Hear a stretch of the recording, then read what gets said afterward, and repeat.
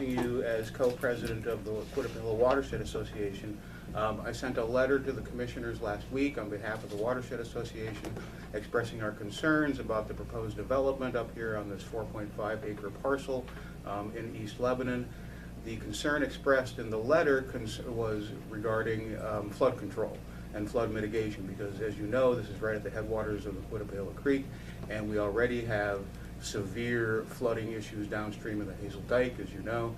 So we are very concerned about flooding and the implications of this commercial development on flooding downstream. And then a second concern that was raised that wasn't included in the letter, but I'd like to address here, is water quality.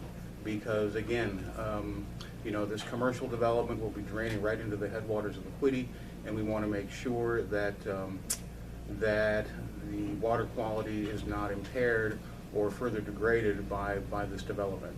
I do have a question about how much of the Quittie headwaters actually reside in this 4.5 acre parcel.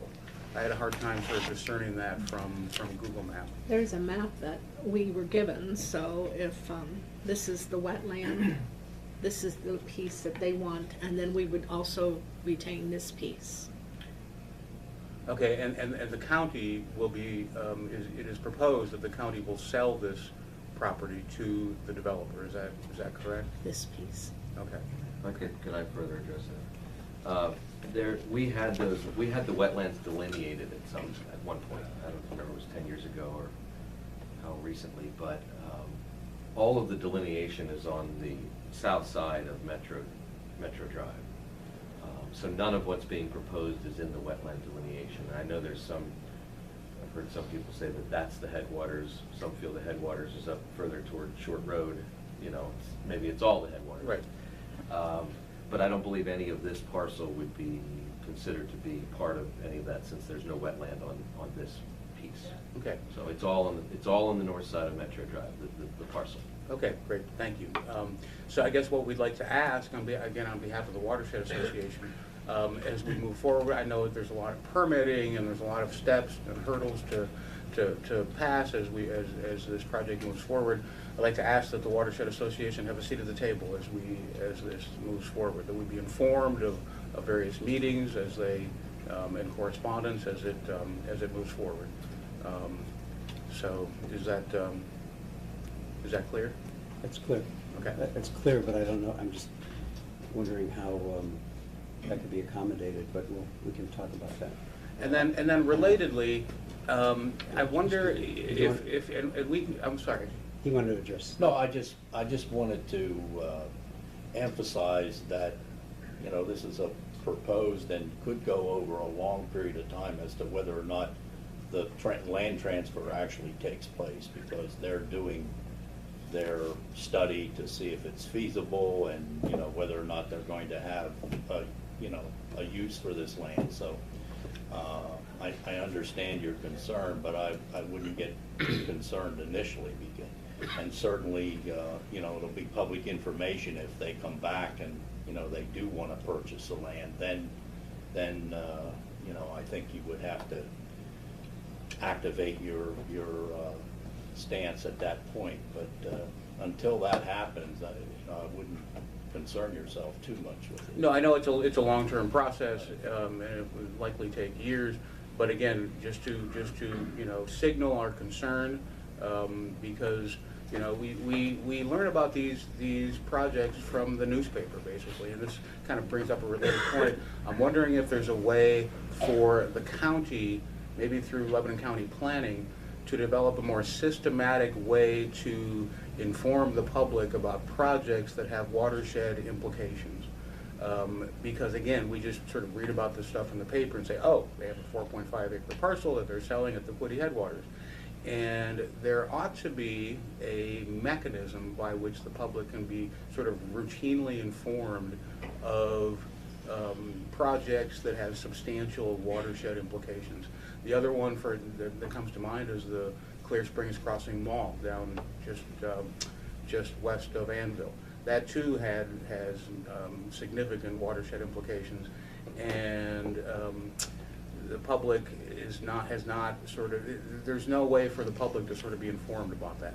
So maybe we can collaborate and work together to figure out a way for Lebanon County Planning or some other entity within the county administrative structure to develop a more routinized way to inform the public about projects that have substantial watershed implications.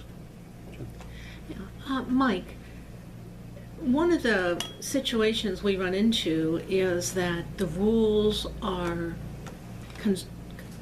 formed by municipalities. The county has no authority over those municipalities, and while we do administer some of the laws they make, not for all the municipalities. So that's one hurdle we face. Another hurdle we face is when there are real estate deals, a lot of them are confidential, and we're not allowed to talk about them if it would directly involve the county until such time as the potential purchaser chooses to make it public.